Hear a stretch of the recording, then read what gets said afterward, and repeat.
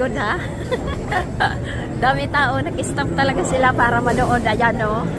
Si Lola ay nakanta pa siguro.